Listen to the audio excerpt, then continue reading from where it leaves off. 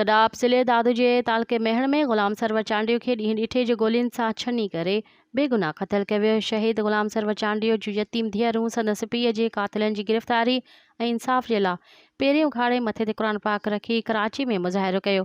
मुज़ाहिरीन इंसाफ़ लाइ Karachi press club पहुता। शहीद जे नियाणियुनि पारां 3 ॾींहंनि जे लाइ कराची प्रेस क्लब वारो एहतजाजी कैंप क़ाइमु करण जो ऐलान पिणु कयो।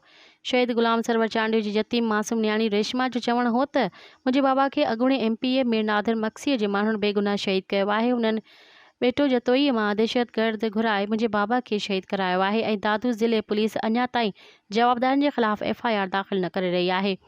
मासूम नियाणी रेशमा चयो त असां army chief of Pakistan, justice supreme court of Pakistan, IG Sindh ऐं निगरान हुकूमत खे अपील था कयूं त मुंहिंजे शहीद बाबा ग़ुलाम सरवर चांडियो जे क़त्ल में मुलविस मीर नादिर मक्सीअ ख़िलाफ़ FIR दाख़िल कई वञे। असांखे अञा ताईं मीर नादिर मक्सीअ जे माण्हुनि पारां मारण जी धमकियूं मिली रहियूं आहिनि। असां मजाज़ इख़्तियारनि खे अपील था कयूं त असां सां इंसाफ़ कयो वञे। इन मौक़े ते पाकिस्तान पीपल्स पार्टी जे अॻवान नदीम अली चांडियो, सचवा चेयरमैन सिंध अब्दुल मालिक चांडियो, चांडिया इत्तेहाद पाकिस्तान कराची डिवीज़न जो सदर सईद अली चांडियो, सियासी ऐं समाजी अॻवान सईद अहमद चौलहाणी ऐं ॿियनि मुतालबो कयो त शहीद जे वारसनि सां इंसाफ़ कयो वञे।